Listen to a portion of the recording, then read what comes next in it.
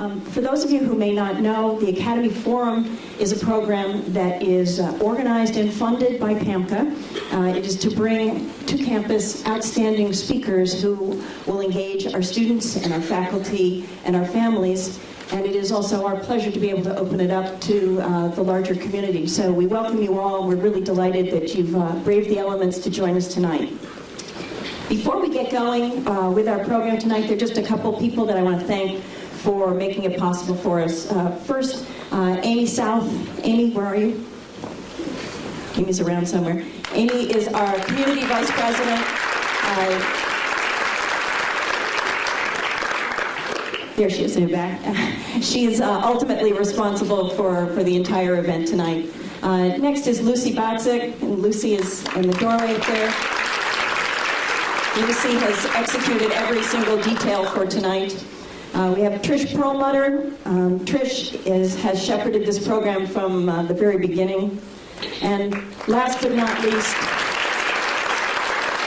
Judy Polinovsky and Debbie Kozak, who make absolutely everything happen for us here at MKA. So thank you very much.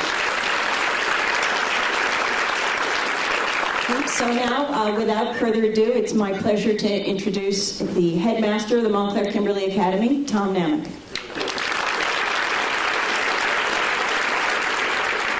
Well, good evening and welcome. I'm delighted to welcome you to the Montclair Kimberly Academy, and I want to also thank again our Parents Association. They have made this evening possible for us. While the program is free of charge, it's not free of expectations for how we will conduct ourselves as an audience. I have a couple of things I'd like to ask of you. Please, there's to be no electronic recording, audio or video. Please don't hold your phones up to take pictures, mostly because it distracts the people behind you. And we'd really like to focus on our very special guests this evening. It's my privilege to introduce our guests, and I think they're well known to all of you, but I do want to say a couple things about them. Dr. Tyson has been a frequent guest on the Colbert Report, or rapport, I guess is the proper pronunciation. We're delighted that he's here, and we are also delighted and very grateful that Mr. Stephen Colbert has agreed to interview him for our benefit. Stephen Colbert, comedian, author, and host of the Colbert Report, is both one of the funniest and possibly the bravest comedians of our time. I want you to consider his performance at the National Press Club dinner in 2007.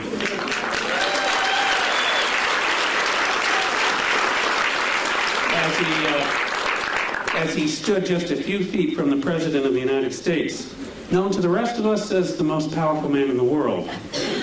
Dr. Neil deGrasse Tyson, astrophysicist, director of the Hayden Planetarium, author of 9 books, teacher, lecturer, host of NOVA's 4-part series Origins, and member of 2 presidential commissions on the United States aerospace industry and the future of our country's space exploration.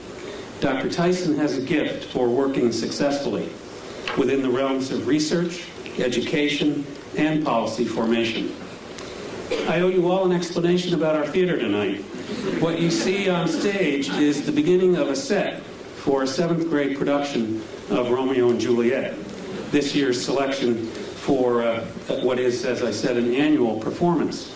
And I think it's fitting that Dr. Tyson is going to warm up the stage for the 2 most famous star-crossed lovers in all of American literature.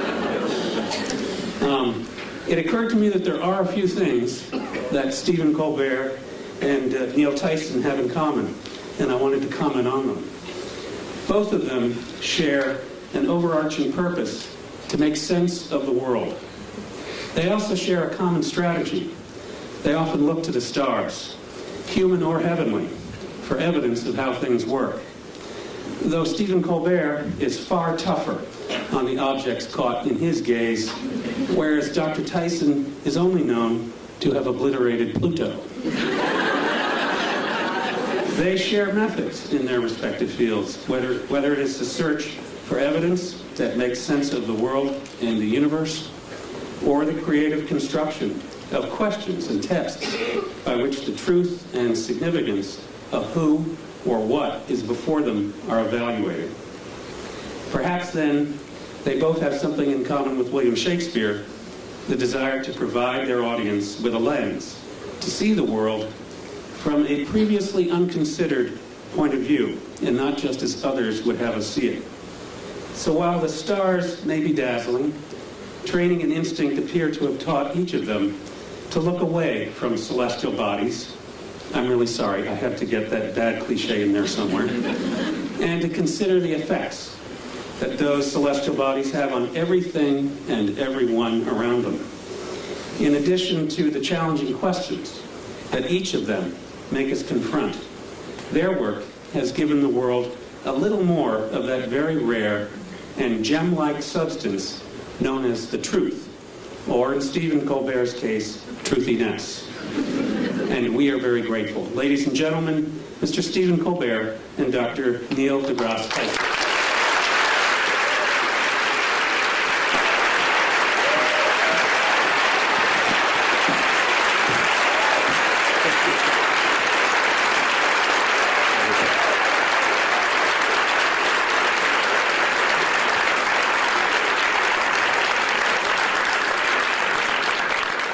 Romeo, Romeo, wherefore art thou, Romeo?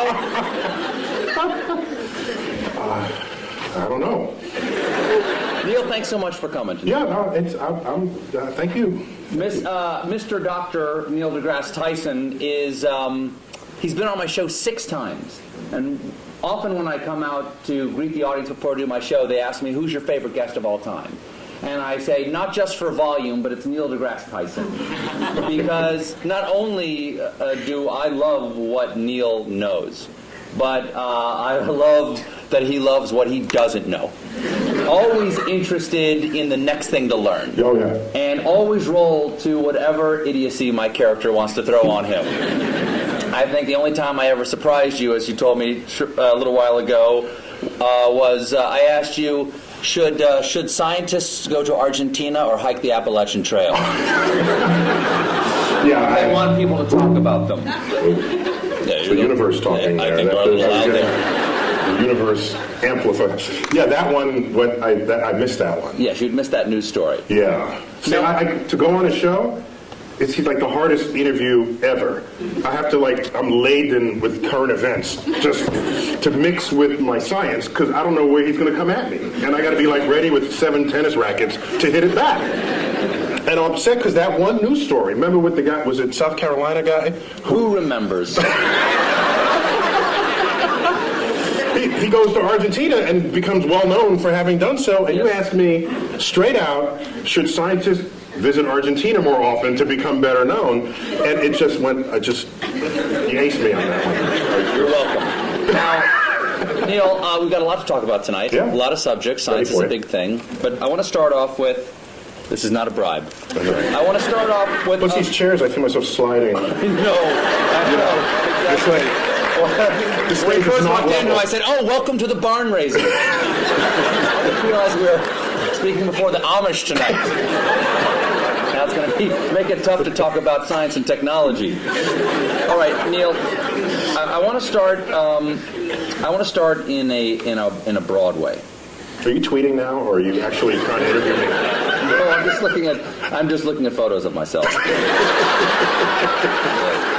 Get a little work done. I need a little freshen up. Now, let me ask you a very basic question. Science, from scientia, Latin, meaning knowledge. I didn't take Latin, but I'll take your word for it. Is it better to know or not to know? I think, my blunt answer is it's better to know. All right. But that is debatable, though. I said it's my answer. Yeah. I mean, somebody else might have a different answer. For instance, Oedipus might have a different answer. Yeah, I mean, I think... Is knowledge always a good thing? I have to say yes. Why? Because it empowers you to react and possibly even to do something about it if something about it needs to be done. Okay, but who we are is what we know, right? Part of who we are is what we know. And our identity is often based on how we see the world. Yes, and our personality for sure. And if we learn something that does not jive with how we think about the world, won't we have to re-examine who we are? Yeah, it could mess you up. Yeah. Once again, I'll go back to Oedipus. He plucked his eyes out rather than know anymore. Yeah, well, people back then, they did stuff like that. Yes, people back then, not people today.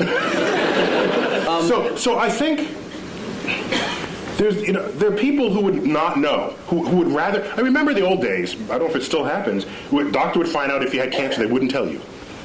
They wouldn't tell you. Give it to me straight, Doc. Yeah, and why would you even have to say, give it to me straight, unless there was a day when they didn't give it to you straight? If I have 5 years left, I want to know I have 5 years left. Because I'm going to, do something different in those 5 years. Neil? Yeah? I have some terrible news. But there are some people who don't want, there are some people who don't value science. And if they don't value science, are they valuing ignorance? Yes, but I will not pass judgment on them. What I will say is, if they are at maximal comfort in their ignorance, fine. Except that they will not be the participants on the frontier of cosmic discovery. They will be disenfranchised. Hello? Hello? I'm sorry, I've got a phone call. Hello? Sorry, I have to take this. Hello? My mic isn't working? Hello. Now who's in control? So they won't be in control of the next participant. No, they won't. Not only will they not be on that frontier making any discoveries, they're not in a position to enhance their life for having access to those discoveries themselves. Can knowledge ever be a bad thing? I don't think so. What about actions that knowledge takes us to? Do you think that Oppenheimer, when the bomb went off, and he said, "I am become death, destroyer of worlds," do you think he perhaps questioned for a moment whether the knowledge they achieved that led to the creation of the bomb perhaps should have been left undiscovered? Do you know what he said in response to those kinds of questions? Yes. He said, because people said, have you usurped the power of God? Have you? And he said, if God didn't want this power to be there, he shouldn't have put it in the atom in the first place. Kind of an interesting point, I think. What he's saying is that the world is accessible to us. So would you say, don't smelt the ore and make iron and make a sword out of it because you could cut yourself? Back then, that's the counterpart statement from the Iron Age. And if you were around back then, you'd be sitting in this chair saying, don't make the sword, because you'd unleash evil on the world. Okay, I'll step back from don't make the sword. How about don't lick the flagpole in February? Yeah, You will learn something. You will learn something, but at a price, Neil. that'd be data. It's a data cost. It is. Yeah. There is a data cost for that, isn't it? Yeah. Also, Adam and Eve. They ate of the tree of knowledge of good and evil, Yeah. and they paid a price. Yeah. So God does put things into atoms he doesn't want us to know about. Yeah. However, I think Yes? I don't want to blame the knowledge. I want to blame the behavior of people in the presence of the knowledge. So maybe we need better knowledge management. Do you think that scientists... You can applaud him. He's the hero. Well, how about this? Do you think that scientists should be allowed to do anything they can? I heard a big no over there. Someone just said no. People made fun of him for doing this, but during one of President Bush's State of the Union speeches... Bush 1 or 2? Bush 2. Mm-hmm. He said he warned against man-animal hybrids. Okay? And a lot of people, like me, made fun of that by showing pictures of, like, Senator Alligator Man going, boo, boo, yay, man-animal hybrids. But if scientists could make man-animal hybrids, wouldn't they? There are scientists who want to make man-animal hybrids. Should we make man-animal hybrids? I ask you, Senator Tyson. Should there be any limits like that? I think there's some creepy things about that, and I've met some scientists who would think that'd be an intriguing thing to do. Yes. Okay? I think we as a society, as a democracy, what we should do is come to some understanding of what the prevailing social mores are. And no, science should not cross those barriers. And by the way, scientists are often ones to try to prevent that. Einstein among them, for example. He didn't want to make the bomb. After he first told Roosevelt he should make the bomb, he changed his mind because his conscience, his moral conscience, descended upon him. Scientists are not without moral code here. So as a culture and as a society, we decide what should be the prevailing cultural mores, and I think we should all be beholden to those. What do you think of the portrayal of scientists in movies?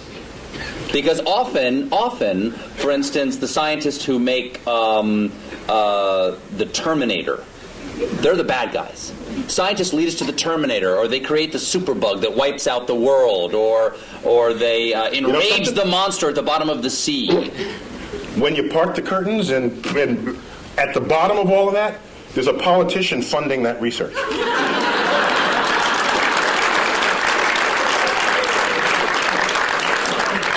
Is this working again? It is? No, it's not. He says yes, you say no. Yeah, we got it. We're getting bad data. Just trying to... We're good. That was good. That's good? You're good. Oh, yeah. You're good. So scientists don't lead marching armies. Scientists don't invade other nations. Scientists, yes, we have scientists who invented the bomb. Yes, but somebody had to pay for the bomb, and that was taxpayers. That was war bonds. There was a political action that called for it. So everyone blames the scientists. We are collectively part of a society that is using or not using, to its benefit or to its detriment, the discoveries made by science. And at the end of the day, a discovery itself is not moral. It's our application of it that has to pass that test.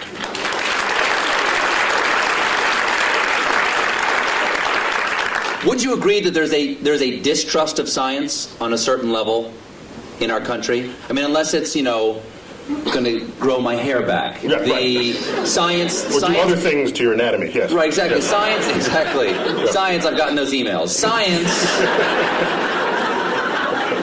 is sometimes distrusted because it is more complex than the average person can understand. I think that is the core of it. It's distrusted not because of what it can do, but because of because people don't understand how it does what it can do. And that absence of understanding or misunderstanding of the power of science is what makes people afraid of it. And so I remember back when they first split the atom, shouldn't split the atom, or shouldn't, you hear this at every discovery that happens in science. There's a mystery to it. For example, irradiated foods, in France they call it frankenfood, all right? Which is kind of a cute word when you think about it. Yes. But it makes food last longer, and you're healthier for it. You don't get sick from it. And so from it turning bad. In fact, NASA does it all the time. NASA can make a slab of meat. You wouldn't necessarily put this in your refrigerator, but NASA can make a slab of meat that'll last 30 years. I tasted it. And? Delicious? No, it was, there's some restaurants' food reminds me of what that tasted like. But I'm just saying that just because you don't understand it doesn't mean it's bad for you. Go figure out how it works. That's why we need a scientifically literate electorate, so that when we go to the polls, you can make an informed judgment. And you can draw your own conclusions rather than turning to a particular TV stations to have your conclusions handed to you. Now, Arthur C. Clarke. Comedy Central accepted. Exactly. Okay. You know Arthur C. Clarke's famous dictum about sufficiently advanced technology. Yes, it is. Arthur C. Clarke had several laws of culture and the world, one of which was any sufficiently advanced technology is indistinguishable from magic. So, if something gets too complex for the average person to understand, it's magic. It's like magic. And you have powers that I don't trust because I don't know what you're going to do with it next. Whereas if you understood how it worked, you'd say, "Hey, give me one of those." I mean, that's how that would work. That's how that plays out. do you think that's where the debate over? I think that's where the debate over evolution and creation science comes. Is that the complexity of evolution is so grand that it is hard to conceive of how the incremental changes come. And once something becomes so complex that I can't understand it, there's nothing between that and God saying, let it be. Well, one of the beauties of evolution is that complexity does not come about from complex ideas. The ideas are actually quite simple. And you can show on a computer how those simple forces can generate complexity given enough time and enough variation in environment, which is just what the history of the Earth supplies. So science literacy is an important part of what it is to be an informed citizen of society. Let's get away from our understanding of science, or lack thereof, and get to science itself. Okay. Okay. I'm with you. Here's a transition from talking about us mixing science and religion and getting back to science. Mm-hmm. God is truth, people think. Mm-hmm. Okay, some believe God is truth. Truth is beauty. Is there anything in science to you that is beautiful? Or rather, what is the most beautiful thing that you know of in science? E equals MC squared. Really? Oh, it's awesome. It is. So that equation doesn't just have a great publicist. It's actually... Because everybody knows it, but also everybody knows Coke. You know, it's like Right, the yeah. Coca-Cola of science. Yeah, you learn E equals MC squared before you even know what any of those symbols mean. You hear it in elementary school. It's a gorgeous thing. It's What is beautiful about E equals MC squared? First of all, tell everybody what all the pieces mean. Well, E stands for energy. M is mass. C squared is just the speed of light squared. That's just, ignore that for the moment. The thrust of that equation is that energy and mass are equivalent to each other, which means you can transmute one into the other and back. What makes it extraordinary is that hardly ever happens in our everyday lives, yet it's going on all the time in the rest of the universe. And so we're in this little pocket where E equals MC squared never happens. is not visible. It's not visible. It's not happening in our lives. No. But if it did, the world would be really different. Light coming from that bulb would all of a sudden pop into a particle, and the particle would combine and pop back into light again. Would it hurt? It can, yeah. It would sterilize you. There's a lot of, yeah. The kinds of particles that would do that they would sterilize you, yeah. That'd be bad. I've had my kids. Yeah. So it goes on in the center of the sun. It went on at the Big Bang. It goes on throughout the universe, wherever it's hot and heavy. That's what. But what is beautiful about it to you? It's simple. It's simple, yet it accounts for hugely complex things. And for me, that is where the beauty lies in the truth. No. If I had to give you a complex theory to understand a complex phenomenon, send me home. Because what's the point? Now, there's no tablet in the sky that said it had to be simple to end up being complex. It's just a remarkable fact about the universe. So why not celebrate it? The fact that pi, right? Let's say the numbers together. 3.1415926. We got a few geeks over here. That's a nerd fest. We got a geek thing going on over there. Not bad. The fact that you take a circle of any size, a circle the size of the universe itself, and divide it by its own radius, and you get that number, that's beautiful. I have to pause, and I get misty thinking of this. I'm sorry, that's just another one, that the atoms and molecules in your body are traceable to the crucibles in the centers of stars that manufactured these elements over its lifespan, when unstable, on death, exploding its enriched guts across the galaxy, scattering it into gas clouds that would ultimately collapse and make a star and have the right ingredients to make planets and people. Which means we are part of this universe. As I've said many times, and goes back, not only are we in the universe is in us. That is a profound concept. And it was, I think it's the greatest gift that astrophysics gave culture in the 20th century. There's a research paper in 1957, and I say that because one of the authors just died, like 2 days ago, Jeff Burbidge. Burbidge, Fowler, and Hoyle. One of the most famous research papers that no one ever heard of. You know why, I think?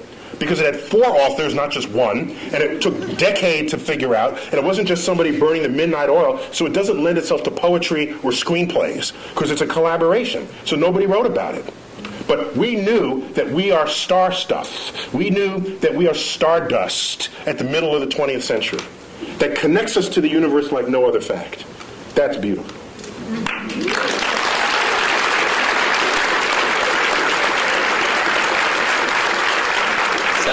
Sounds like you have written poetry about it. Once it gets in you, you have, the only way it comes out is poetically. No! You write poetry. You write sonnets. I don't know if they're sonnets, but occasionally a word rhymes in it, and I don't know what to call it. But sometimes if you feel deeply about something, I think the greatest poetry, not that I'm an astrophysicist, right? That's my disclaimer. Mm-hmm. But some of the greatest poetry is revealing to the reader the beauty in something that was so simple you had taken it for granted. That, I think, is the job of the poet.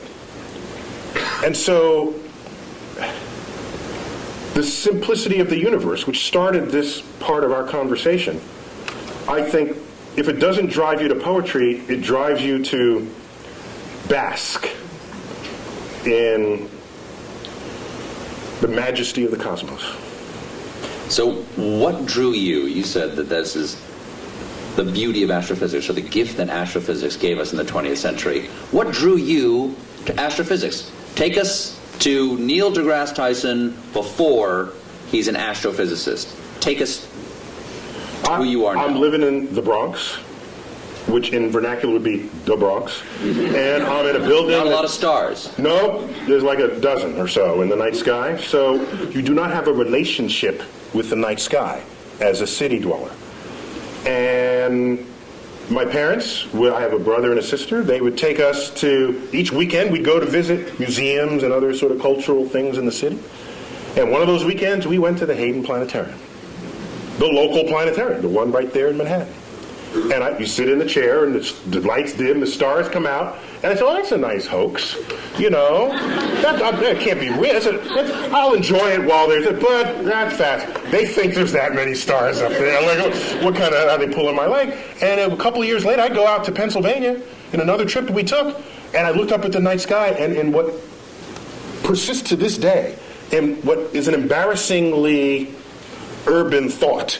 I look up at the night sky from the finest mountaintops in the world, and I look up and I say, "It reminds me of the Hayden Planetarium." It's embarrassing. See, I beg forgiveness. Wow. But so strong was that imprint that I'm certain that I had no choice in the matter. That, in fact, the universe called me. And I wonder that if I'd grown up on a farm and the universe and the sky was just always there, I wonder if that would just have become wallpaper to me, and I wouldn't have then been struck by it as I was at age 9. I'd never known anything of it. And then it just slaps you in the face.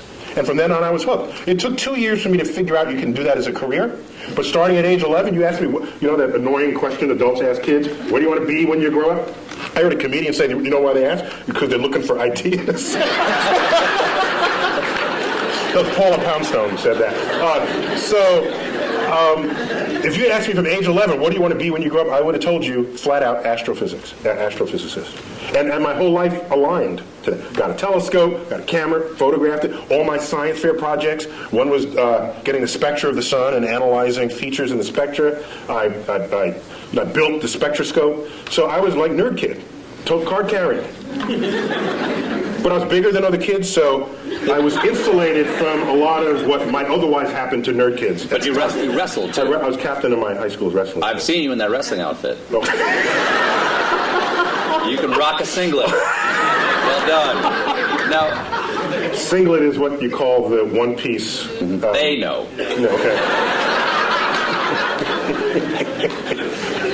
So... You wanted to become an astrophysicist. That leads to another question, which is, is it better to not to know? It's better to know. Can it be beautiful? Yes, can it be beautiful? Is science a thing, or is it a way to look at the world? Is it a verb, or is it a noun? It is both. The world is not just, is it this or that? Is it a planet or not a planet? It's sometimes... You must choose. It's fuzzier than that. Sometimes... So if I have a lot of facts in my head, if I can absorb a lot of facts, am I a scientist? No, you're a fact memorizer. In fact, I'll accept that as a compliment. Our academic system rewards people who know a lot of stuff, and generally we call those people smart. But at the end of the day, who do you want? The person who could figure stuff out that they've never seen before, or the person who could rattle off a bunch of facts? At the end of the day, I want the person who could figure stuff out. And science... Say if we're trapped on an island. Exactly. What, the professor on Gilligan's Island? It's not a matter of how many facts he can recite. It's like, there's a coconut, and there's a thing, and you have a ham radio. That's, exactly. Okay? Seawater, you stir in the salt water. You hook the wires up to Gilligan's fillings, and then you listen to his ear. Listen in it. So, it's an understanding of the relationships. While we're on it, Ginger or Marianne? Totally Ginger. Ginger. Complete. That was like, she came around the wrong time of my life. I'm telling you. It was like Ginger all the way. For sure. So it's a way of approaching the world. It's a way not only of approaching the world, it's a way of equipping yourself to interpret what happens in front of you. I think of science, the methods and tools that enable it, as kind of like a utility belt that you walk around with. And you come upon something. Are you a superhero? Yeah. In your mind, are you a super science? Actually, when I was a kid, I wanted to be Mighty Mouse when I was a kid. Really? I wanted to sing opera as I went to sing. Here I am to save the day. Yeah. So it's a tool belt. It's a tool belt. It's a utility belt. Utility belt, sorry. Because I'm picturing you in the singlet with the utility belt. Yeah, it's... a tool belt, the difference is a tool belt, if you have a hammer... As they say... You can hammer in the morning. You can hammer in the morning. If I had a hammer. The problem is, if you start wielding a hammer, then all your problems look like nails. And maybe they're not. Maybe it's more subtle than that. And so your toolkit has to be able to morph into what is necessary for what it is that you confront at that moment. And so, yes, you're equipped with methods of mathematical analysis, methods of interpretation. You know some basic laws of physics. So when someone says, I have these two crystals, if you rub them together, you'll get healthy. So rather than just discount it, because that's as lazy as accepting it, both of those are just lazy brain. What you should do is inquire. So do you know how to inquire? And every scientist would know how to start that conversation. They would say, well, where'd you get these? What kinds of ailments does it cure? How does it work? What does it cost? Can you demonstrate that it works? And you go through this whole, and at the end the person's in tears because they weren't prepared for that level of questioning. And so science literacy is vaccine against charlatans of the world that would exploit your ignorance of the forces of nature. Neil, if you don't like the crystals I gave you, you can just say it. And they're not working for you because you don't believe.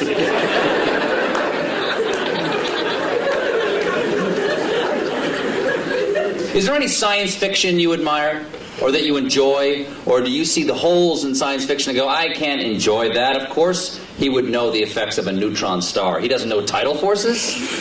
Like, do you have that problem? You've got that right. You've got that right. Do you have that problem? I only have the problem if the movie is marketed for its accuracy. Number one. Number two, they got to get some basic science right. After that, I'm okay. So, for example, in the latest Star Trek movie, they had this liquid. The red matter. The red matter, thank you. Release the red matter. Release the red matter, and you drop it into the core of a planet, and it turns a planet into a black hole. I thought that's kind of cool. What was a little weird was... Why didn't it turn the ship into a black hole? Well, no, because they had the special apparatus that surrounded it. And the apparatus did what? It's an anti-black hole apparatus. I'm okay with that. See, I was not losing sleep. That didn't bug you? Over what held the black hole. I didn't have an issue with that. But oddly, what I had an issue with was they needed this drill, which is a very cool kind of, that was the coolest thing I'd ever seen. Exactly. A drill that would drill to the center of your planet, and they dropped I'd say, if that would turn a planet into a black hole from its center, it surely would turn into a black hole from its surface. So you just drop it on the surface. What would Kirk and Sulu fight on? I know, right? They have to fight on the platform. So I'm okay. I got angry with Jim Cameron about Titanic. That's how I got angry. Did I tell you? I didn't tell you the story. You did not. Oh, no, can I? I've never seen you this angry before. Just hold me back. I can't wait to see what you have to say about Avatar. You might turn blue with rage. Go on. So what was your problem with Titanic? There's a colleague of mine who saw Avatar, and he got home and he told his wife he wanted to paint her blue, and that didn't go over very well. Is she 10 feet tall? So, Titanic, you may remember, was marketed as a film of high accuracy because Cameron had funded this submersible to go down and it checked out the staterooms and the wall sconces and the china patterns, and so they reproduced that to detail. And so here they recreate the ship for the movie. Can you double check that? No, because he had the submersible. You just have to trust him, okay? No, you got to trust him. So now, the ship sinks, right? Did I give away the... You see the movie yet? I'm sorry. Okay, so the ship sinks. I do. I remember. You remember that, okay? Very sad. And it's Kate Winslet on the flow. Remember that? And Yes. she's delirious. This isn't the scene where she's naked. Oh, sorry. Go on. She Go was on. kinda She's like dressed. that for Okay, that go too. ahead. No, she's on the flow, on the whatever, the plank, and all right, she's looking up.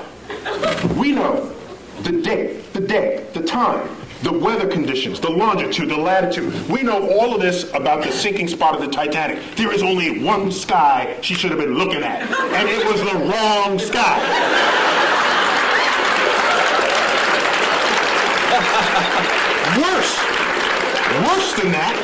Worse than that, the left side of the sky was a mirror reflection of the right side of the sky. So it's not only wrong, it was lazy and So halfway through, they just went, just flip it, just flip it. No one will know. And so I was livid. Ooh. I got out my finest stationery and I wrote a letter to Jim Cameron. No reply. 5 years later, I bumped into him. He was on the NASA committee. And my sort of presence with NASA was growing by then. And I bumped into him in a meeting. And I said, Mr. Cameron, I just have to ask. You know, the sky is not the right, it's black, what? And he says, well, actually that happened in post-production. So he's absolving himself of guilt. But I wanted him to grovel in front of my feet, which he did not do. Now, wait. So I was angrier after that. Later on, Wired magazine honors him for Discoverer of the Year, Explorer of the Year, and they want to hold their party at the Rose Center for Earth and Space. You don't come into my house and get the sky wrong, okay? Is my microphone working? Or did it fall? You're loud enough, you don't need a microphone. There we go, it fell down. Can you hear me now? Mine, yes. Okay. So, he's in my house. And as a courtesy, they extended me an invitation to have dinner with a small group of them after this award ceremony. So I said, yeah. So we go to dinner. There's 6 of us at the table. The wine is pouring. So I said, Jim, I don't know if you remember, but I brought this up some time ago about the sky. And I wouldn't be so upset, except that everything else you boasted was so accurate. And we can't even check how accurate that is, but anybody can spend $50 for a planetarium sky program and look at the sky and know that you got the wrong sky. What gives? And you know what he said? He said, last I checked, worldwide, Titanic has grossed $1.3 billion. Imagine how much more it would have grossed if I gotten the sky right.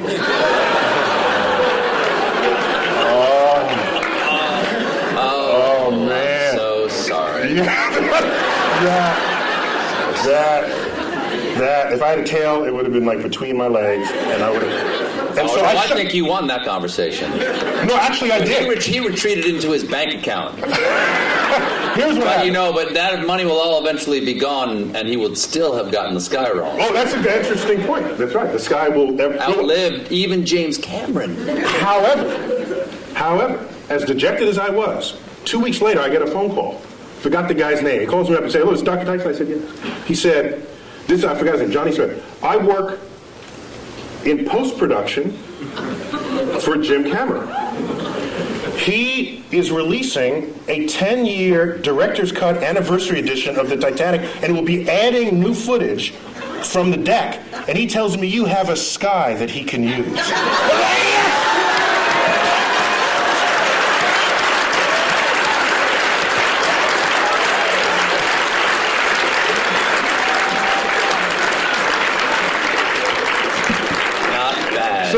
Not bad. You got your taste, right? You got a little taste. Yeah, right? it was good. No, I'm not. I'm a public servant. Yeah. I don't need a piece of the thing. Me too. So if you're gonna claim it's right, then I'm gonna hold you to it. If you're not, then I'll just sit back and enjoy it. What is you know what I don't like? I don't like is the people who you go see a movie with who read the book first. Get rid of them. They don't belong in the movie theater. All right? It's like, the book was better. Well, get the hell out of it. Get out of the movie theater. Then go back to your book. Leave me alone. Those people I can't stand. Stay home. We should not go to the movies together. Now, okay, I got three different things. What is the latest discovery in astrophysics that we should all know about? One of my favorite. I got to go back maybe 6 months for that. 8 months, may I? Okay. Okay.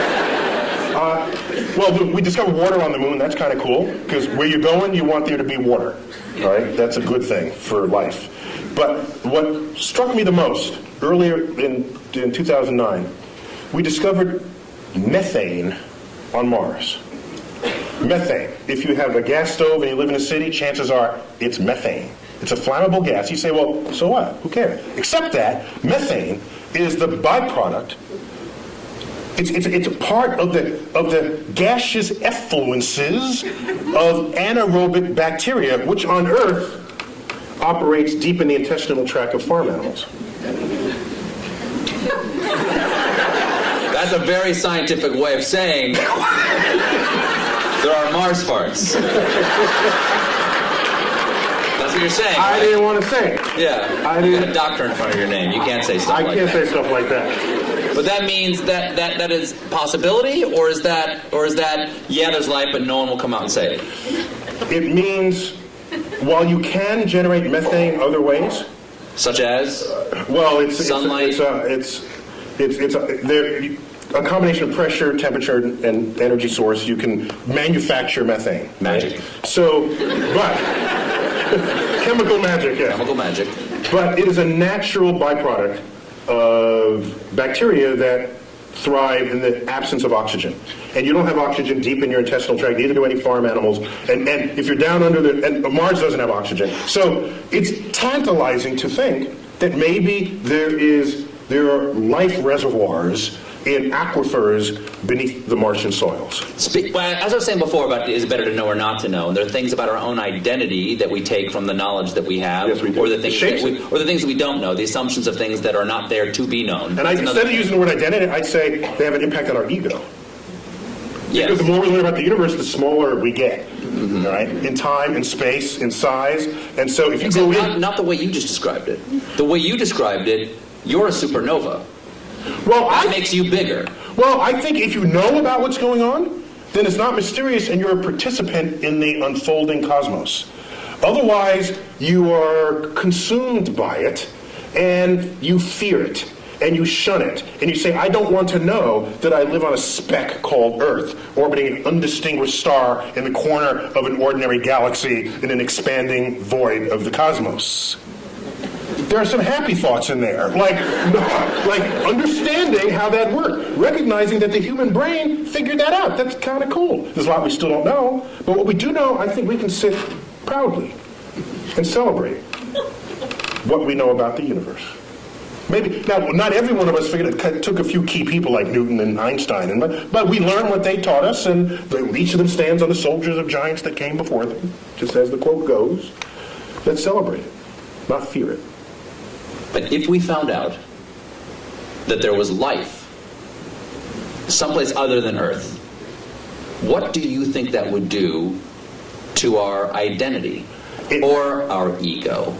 It may signal a change in the human condition that we cannot foresee or imagine. I think it would. Now, I think the issue would be not if we find bacterial life, which is kind of what we're looking for now. Bacterial life, there's no question about whether in our mind's eye we reign supreme over bacteria, although it can win. Bacteria, do you know in 1 linear centimeter of your lower colon lives and works more bacteria than the number of people who have ever been born in the history of the world? So in fact, we are just hosts for bacteria to lead their lives. So from the point of view of a bacteria, we're just a place to live, a dark, warm place to live. But we're a planet, and they don't believe there's bacteria in any of the other planets. that'd be an interesting sci-fi novel. So the real issue is if we find life on another planet that's smarter than we are, that would totally mess with our ego. That'd be the last, nail in the coffin of our ego. That used to be, well, we're humans, and we're on Earth, and Earth is small, and sun is insignificant. That'd be the last one, and I don't know how we'd be able to handle that. Do you think that there have been discoveries that have happened? For instance, I have heard discoveries that have changed our point of view about the universe that we are not aware of, that they've changed. In other words, the change has been so gradual, we don't realize we see the world differently. Has E equals MC squared, because that's coming up on 100 years? I'll tell you. Yes, it is, actually. Well, no, we're past the age. Last year was 100? No, 1905, so 2005. Okay. But so I got one for you. Has that changed us? I got one for you. In the 1920s, which was a watershed decade in the history of science, in that decade, we discovered that not only our galaxy, the Milky Way, is not the only existence of anything in the universe, that there are other Milky Ways out there. That recently?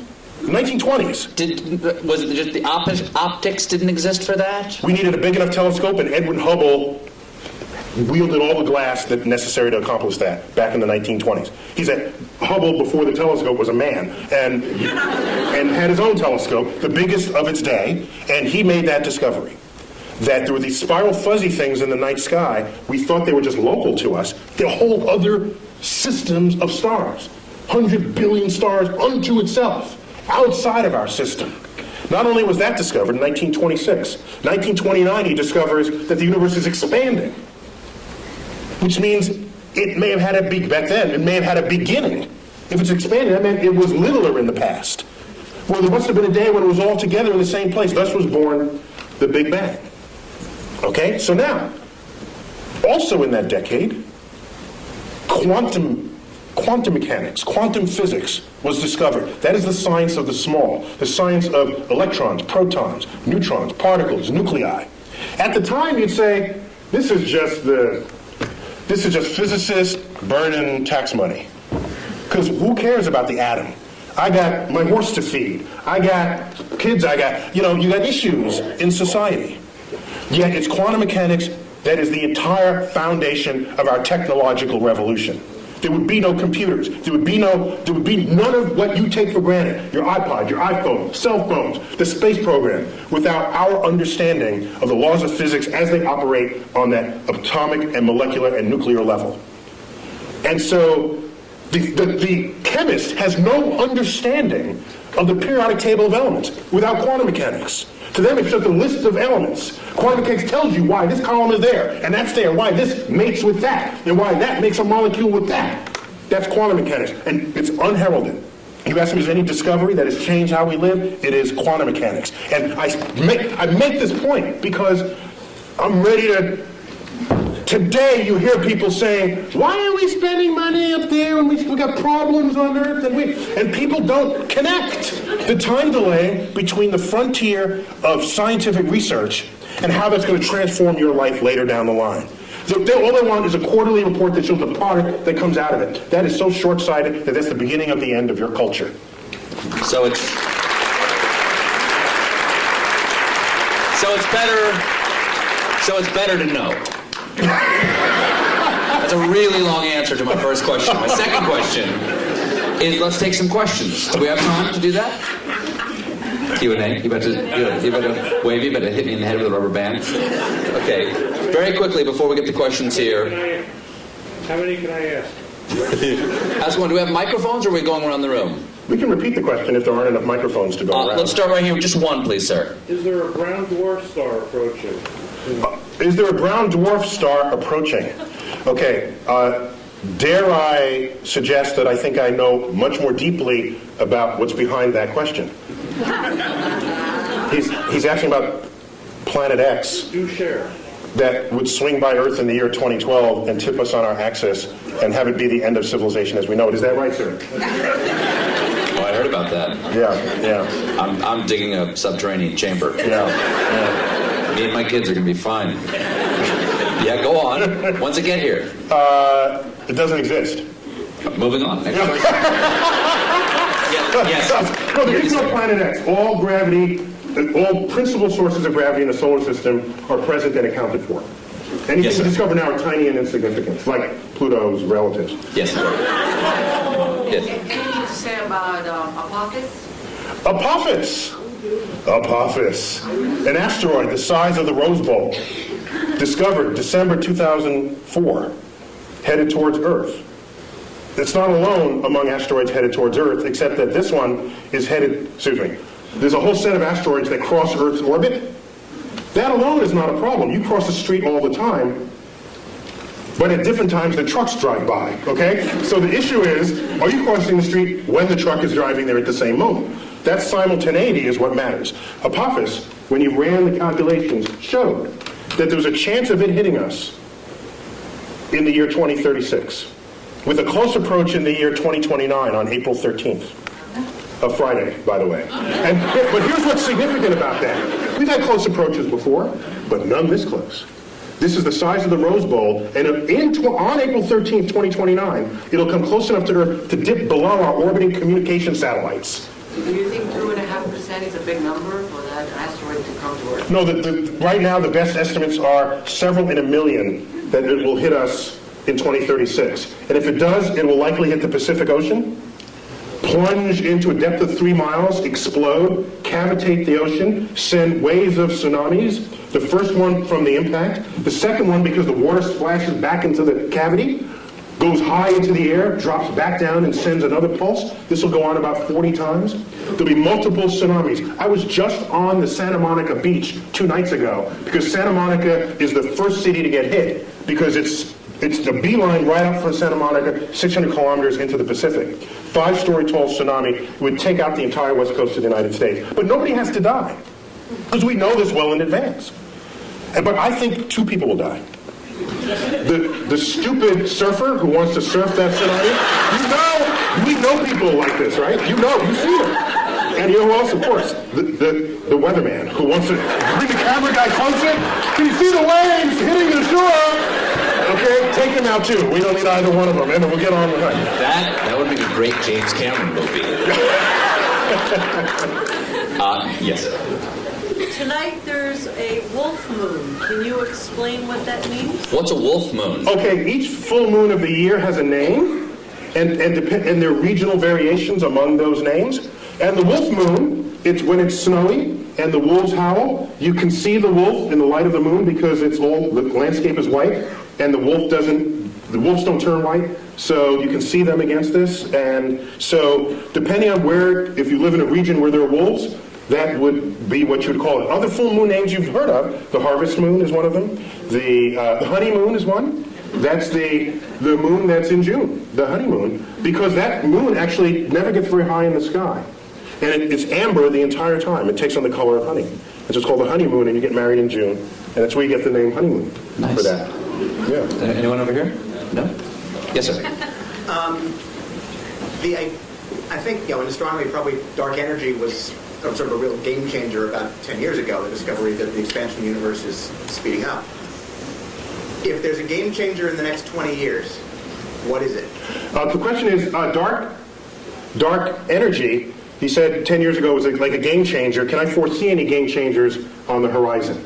Well, it turns out dark energy was not as much of a game changer as you might think. Because we already had a slot for it in Einstein's equations. We already had a placeholder. No one had ever measured it before. So we just assumed it was zero and got on with life. The moment it was discovered, we said, hey, now we can stick it in the equation. It's like, whoa! Its presence in the equation shows that there's this pressure operating against the action of gravity, making the universe accelerate in its expansion. And that's extraordinary, because it means the day will come where these galaxies that Hubble discovered will move away from us with such speed that they will disappear beyond our horizon, and the total known universe at that time will only be the Milky Way, restoring the state of mind of our universe that existed before 1920. That's a spooky time. We would have to hand down the annals of cosmology from previous centuries to hear about the galaxies that were once in the night sky.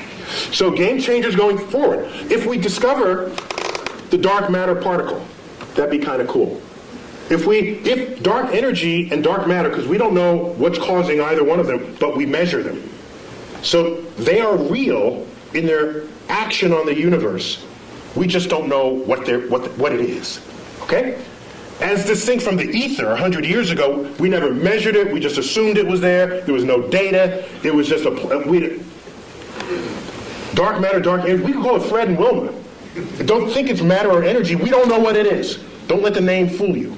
I'll henceforth call it Fred and Wilma. Okay? So, with Fred and Wilma, these two things, it may be a game changer. Once we figure out what it is, it's a new particle that then we can exploit to our benefit.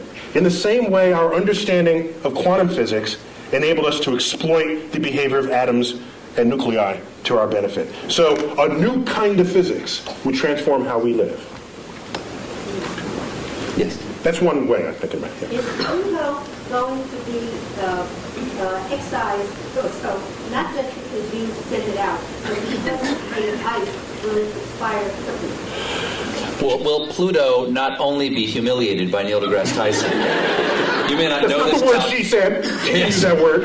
Excised from the family of planets. Neil was on the group that gave the recommendation that Pluto be demoted, correct? We thought differently about Pluto's identity than Pluto did, and other supporters of it. We just grouped it with other icy bodies in the outer solar system that, at the time, were being discovered. Don't shoot the messenger. Pluto was alone for 65 years, and so you can't have a category of one. That doesn't work in science. You need a few things to make a category. So he's okay. It wasn't a category, though. It was a planet. Well, yeah. My very elegant mother just sat upon 9 porcupine. Now she just sits upon 9. It doesn't make any sense. Yeah, it doesn't make any sense. Where's the porcupine? If she's that elegant, she wouldn't have sat on a porcupine, I don't think. So once we found other icy bodies, all we did was group them together. We said, Pluto, we found family for you. In fact, we think you're happier there, because now you're one of the biggest icy bodies. And rather than a pipsqueak planet. You sent Pluto to a farm upstate to run and chase rabbits. Is what you did. It's much happier there, kids. It's happier there. And I didn't do this alone. Is there a supergiant beyond Pluto that pulls comets in? Is there a chance there's something out there that's drawing? There was a hypothetical star, which is related a little bit to what led to this invention of this the brown dwarf that you won't talk about, but you and I know. Yes. Yeah. There was come down to the bunker too. There was a suggestion that there was a companion star to the Sun, provisionally called Nemesis, that had this long orbit that would jostle comets in the outer solar system and send them raining down on Earth, creating mass extinctions, accounting for the extinction episodes in the fossil record. But it was an interesting hypothesis that was never supported by data, and so when you're not supported by data, you discard the hypothesis. That's how science works. You don't believe something just because you want to, or think something's true just because it feels good. At some point, you've got to confront the data. So getting back to the point... You've never been in politics. So getting back to the point, the recognition that Pluto is made half ice, and ice evaporates, so will Pluto one day disappear? No, Pluto's too far away from the sun for that to ever meaningfully evaporate and disappear completely. Yes? What was the point of the Large Hadron Collider? What was the plan, did you The say? point. The point of What the Large Hadron was the Collider. point? He speaks in past tense as though we're done with it. Okay, We what just is? turned on the switch, the Large Hadron Collider in Switzerland. The point of the Large Hadron Collider was to embarrass America, to make us feel bad that we didn't have our collider built back in the 1980s when it was first funded. That's the whole point of the Large Hadron Collider. It's Europe saying, ha, gotcha this time. Now, apart from that ego bit, it's to probe nature on levels of energy never before seen. And right now it's hard, it's practically impossible to discover a new law of physics on your tabletop. We've been there. We've done that. And almost the entire history of physics is go to the edges of your points of exploration and then take a step beyond that. You're bound to discover something new. It's like climbing the next mountain, crossing the next valley. So, the Large Hadron Collider, the energy inside that particle accelerator will exceed the energy of all accelerators that have ever been built before, probing nature as never previously imagined. What is the Higgs boson? Higgs boson, that's a particle proposed that you can think of it as a kind of a, it's like a, think of it like molasses. Okay? Well, okay, not molasses. It's a field through which all particles move, and the interaction of those particles with that field endows them with the mass that we measure for them. It is granting them the property of mass. We have yet to find this particle, but if we do... So mass is not explained presently. That's correct. We just measure... We don't know why we get fat. we don't know why something has mass right now. That's correct. And so now let me ask you something. If you build let's say you build an equation this way. You've got an equation over here, you built it, and it's a house, okay? And you've got another equation over here that works. It's another house. But in your mind, you think, these two houses are actually probably should be one house. You invent something that fits into the shape between the two houses, right? Yes. Like you've got a shape between the two houses. Goes, okay, there's something in the universe that is the shape of the space between these two houses. Yes. Does that necessarily mean that thing is there? The history has shown that almost every time we propose something that connects one house to another, if those two houses themselves work, there's something in between them connecting the two. For example, in 1930s, we had this experiment with the 1930s. Quantum physics is in place. We start probing the atom. We find out there's an atomic reaction, a nuclear reaction, where there's some missing energy. We account for all that, and there's something missing. We say this much energy here, and then it's missing here. And we swear we accounted for everything. Fermi comes up, a famous physicist, said, I bet there's a particle that came out of that reaction that escaped with the energy before you had a chance to measure it. E equals mc squared. Well, that would have endowed that particle with its energy to do so, the mass to do so. And even MC squared is in every one of these, it's all over the place. It's written with E equals MC squared. The point is, he hypothesized the particle, gave it the properties that it would have to account for what was seen. That's your conduit between the two houses. Then he says it's got to have this much energy, and it's got to be pretty hard to detect because we surrounded this in lead, and it just went straight through the lead. So I'm going to propose a particle that's hard to detect. And it's got to be little, because there's not that much mass, and it has no charge, so it's neutral. So he called them neutrinos, little neutral ones. He hypothesized. He said, let's look for them. 20 years later, they were found, neutrinos. And now we kept them coming out of these reactions. He built the porch, the walkway between the two houses. Practically every time you have two working understandings of the world, and they have to coexist in the same universe, there's something that's going to connect them. It's like electricity and magnetism, previously discovered as separate things, until Faraday and Maxwell said, hey, wait a minute, this works and that works, and they kind of smell like each other a little. Maybe they're the same thing. So a whole theory came out to put the two together, and it is the theory of electromagnetism. You know this word. You just take it as a single word, but those used to be separate concepts. So we're going good with this. We're on a roll here. So why not continue? Yes, right there. Do parallel universes exist? Do parallel universes exist? We don't know. The parallel universes are losing favor to the multiverse. We have some cogent theoretical expectations that our universe might be just one of many, spawned from this sort of this hyperdimensional medium, which we'll call the multiverse. There's no data to support it, but we have good theoretical premise to think that it's there. And we have philosophical precedent. We used to think Earth was special and unique. It wasn't. We got 8 planets. We thought the sun was special. It's one of 100 billion suns. Thought the galaxy was special. No, it's 100 billion galaxies. We have one universe, or do we? The track record said, why should there only be one? Be open to the possibility that you don't live in the majority-looking universe that's out there. Would a separate universe, when you say different universe, does that mean... Slightly different laws of physics, which makes That's what I'm asking. Oh, yes. Well, this is the fun part. Because if you manage to get a portal to another universe, don't be the first one to volunteer to go through it. Because your atoms are working in this universe. If the slightly different law of physics, you could implode, explode, come out with 3 heads. Who knows? There's a different exchange rate over there. Yes. Yes. Someone, let's go in the back, in the middle, and I think you have a white sweater on, yes. Is it possible to tunnel through a black hole, like quantum mechanically speaking? Can a black hole be used to travel? How about that? Can we say that? No, it's a little different. Like, Steve, get with it. Tunnel through a black hole. Yes. As if it creates a tunnel in space or time.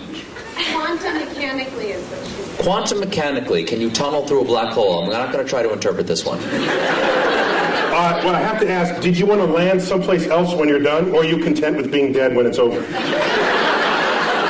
I need to know before I answer. I guess it's okay if I die. It's okay if you die. For science. For science. Stephen Hawking showed just recently that, and for me this was kind of spooky amazing, that black holes remember everything that they have ever eaten. Which means it's not a tunnel to anywhere.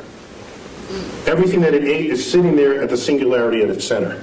Now the spooky part, that's not the spooky part. The spooky part is, Stephen Hawking showed 40 years ago that black holes can actually evaporate.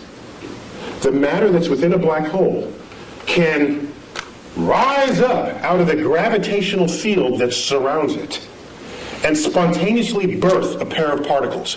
That's just E equals mc squared doing its thing. E equals mc squared. The gravity field has high energy density.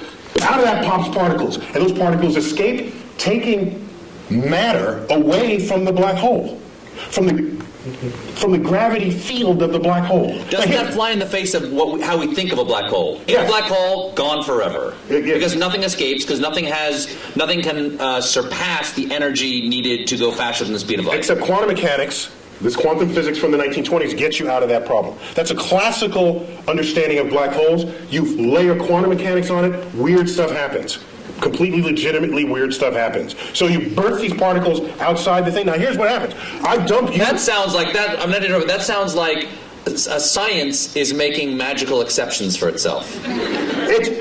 Quantum physics is kind of magic because none of it issues forth from your common sense. Particles pop in and out of existence. One time it's a wave, the next time it's a particle, and it interacts with itself and you measure it here, but it shows up there.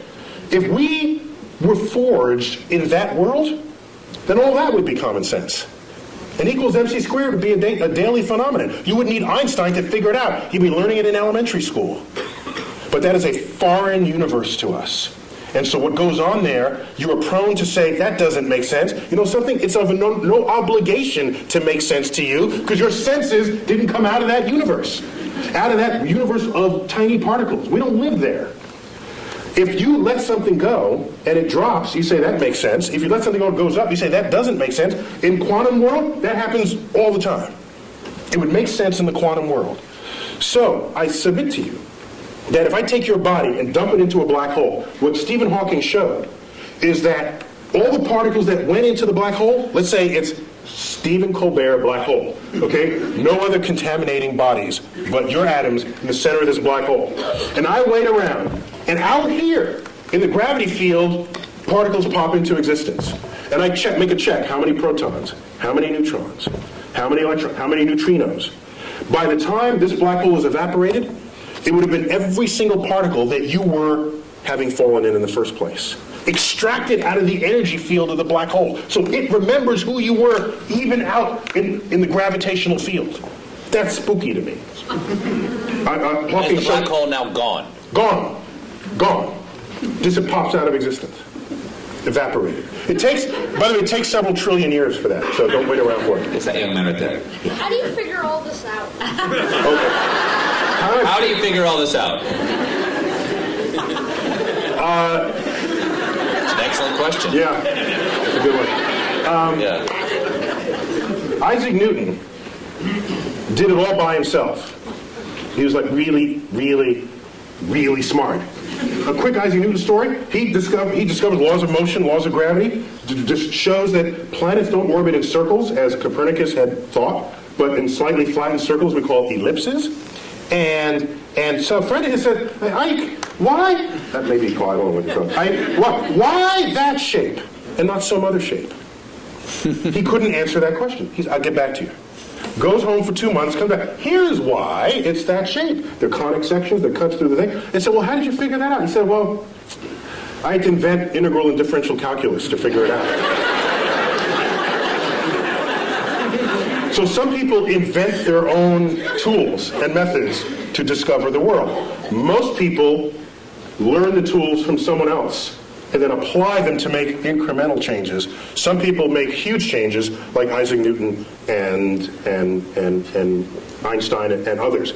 Isaac Newton once said, if I can see farther than others, it's because I've stood on the shoulders of giants who have come before me.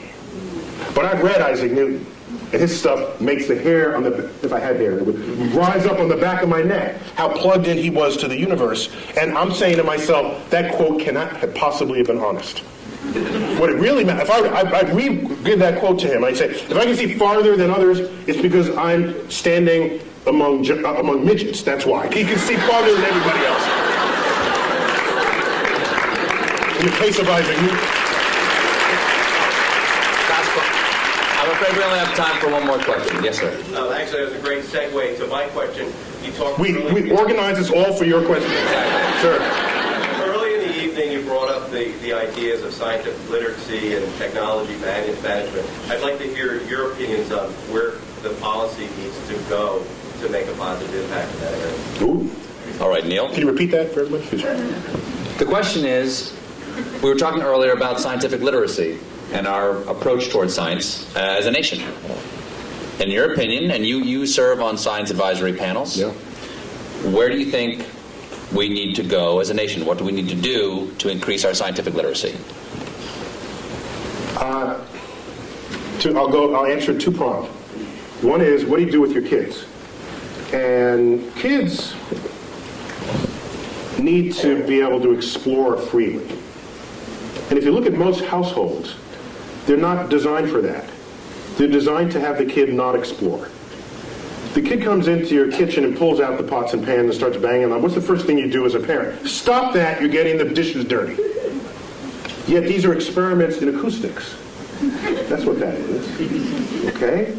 Whatever the kid is doing, if it has the chance of breaking something, you're going to tell them to not do it, without thinking that that's the consequence of an experiment that they are conducting. And every time the kid wants to do something, provided it doesn't kill them, it's an experiment. Let it run its course, even if it makes something messy. You agreed to have a kid in the first place? Fine, clean up after them. And when you open up...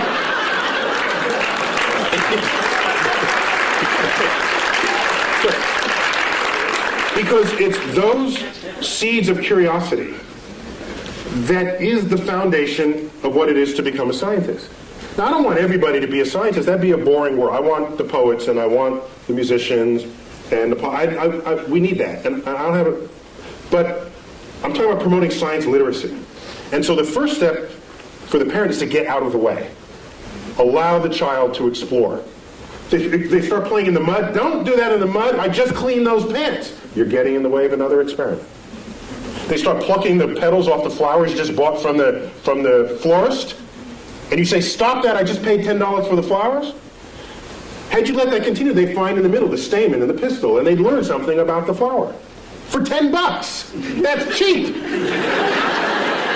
Derek Bach, one-time president of Harvard, once said, if you think education is expensive, try the cost of ignorance.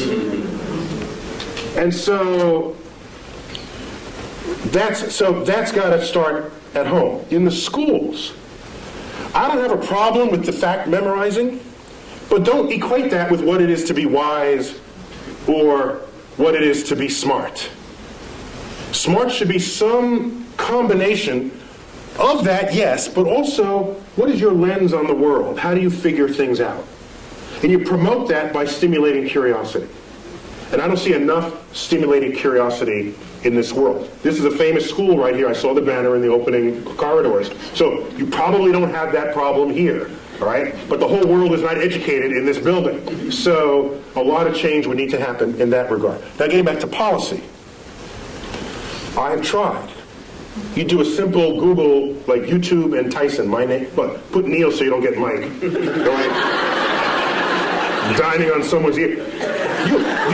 Half of what ends up thrown onto YouTube are talks I've given where I'm trying to convince people, not only the public, but lawmakers and people in power, that investing in the frontier of science, however remote it may seem in its relevance to what you're doing today, is a way of stockpiling the seed corns of future harvests of this nation.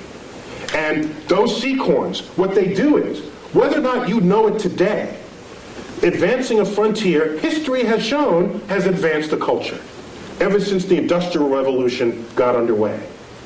And we can speak more hegemonistically about it, that anyone who has embraced the powers of technology has enjoyed economic wealth, the likes of which the world has never seen, attendant with strength of security, okay? And so people say today, they'll say, suppose the next terrorist attack is like a chemical attack. Do you call out the Marines, or do you get your best chemists to figure out what to do about that? There's a point where your weapons are not as useful as the brain of the scientist who you could bring to bear on the problem. And so I see science and technology and creative investments in it as the most significant infusion to our economy that could possibly be conceived. The problem is it's not going to boost the economy next quarter. It's got a time horizon longer than most people have the patience for, and most politicians have the re-election cycle to be tolerant of. So what we need is a longer view on those investments. I don't want to have NASA going hand in hand trying to get money to stimulate the frontier of cosmic discovery. And that frontier now involves biologists in the search for life, chemists in understanding the soils of Mars, aerospace engineers. You know what I don't want to do? I don't want to stand in front of 8th graders and say, who wants to be an aerospace engineer so that you can design an airplane that's 15% more fuel efficient than the one your father flew? That's not going to get them. But if I say, who wants to be an engineer and design the airfoil that'll fly in the rarefied atmosphere of Mars, I'm going to get the best students in the class, and you know it. Because that's an exciting project for smart people to work on, motivated people to work on. And when you have them, they invent stuff. They discover things. They transform the culture in which we live on a time horizon that is not easy to just tell someone in a one-sentence soundbite. And what I want is a level of science and cultural literacy that will allow the public to be able to think beyond the election cycle, to think for themselves and say, this is a good investment. How How many times have you heard people say, if you're not among us here, why are we spending money up there when we have the problems down here? Have you ever asked how much money we're spending up there? Ask that question. You know what the answer is? I've asked people, how much money do you think we're spending? Here's your tax dollar. How much do you think? 10%? 15%? Those are the kinds of answers I get. You know how much is getting spent? The rovers, the space station, the space shuttles, all the launch vehicles, all the NASA centers is 0.6 of 1 penny on your tax dollar. 0.6 of 1 penny pays for it all. And you're telling me, why are we spending money there and down here? If you need that money to solve these problems, you got some other problems going on. Okay? That's a whole other problem with society. So, I'm sorry, I'm getting off. So my point is, I think the greatest, the greatest need is to be able to have the foresight necessary to make investments on the frontier of science, even if at the time you make those investments, you cannot figure out how that might make you rich tomorrow. Michael Faraday, in the 1840s, was the first one to pass a wire through a magnetic field. And it made a little meter tick it moved a meter. He hooked up to it. Now this guy, you do this and this happens. That's kind of cool. If you're nerdy, to a nerd, that's a cool thing, right? You do this and this happens. And so what was happening is, it induced a current through the wire. He showed his colleagues. It looked like just kind of a curiosity, a toy. Showed it to Parliament. They say, why, is this what we're funding? We're funding this toy? And this may be apocryphal, but it is said of Faraday, in response to this inquiry, said this, because they asked, well, what value is this to the British Empire and to the king? He said, I don't know what value it is today, but I know one day you're going to tax it. And in fact, that is the foundation of how all electricity is made today. And it would take another 60 years before electricity would come to homes. But who could have known it at the time? I don't want to be left behind.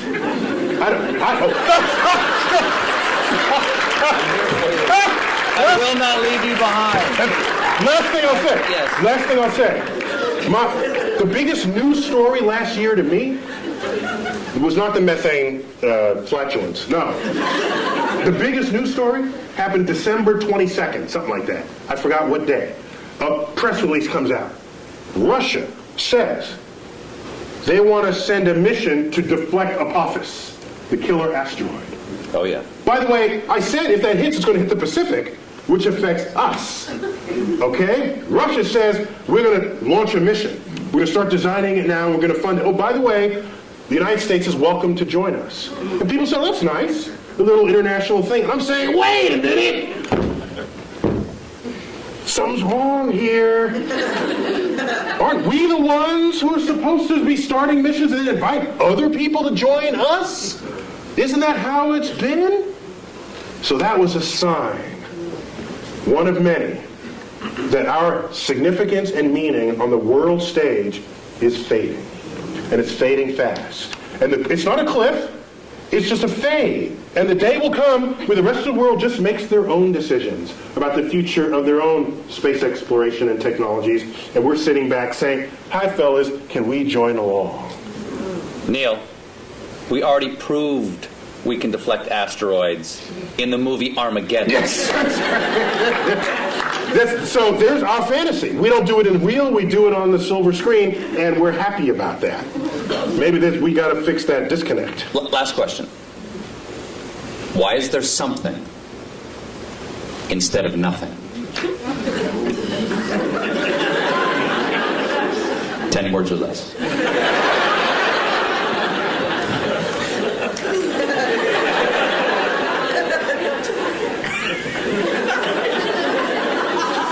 Just because.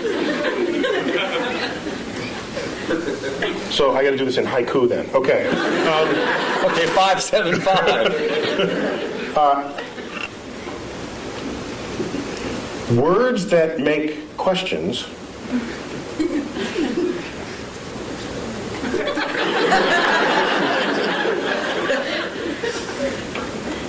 may not be questions at all. well rebuked. Neil deGrasse Tyson, it is an honor to have you here and an honor always to talk to you. Please, come on, give it up for Neil deGrasse Tyson. Thank you.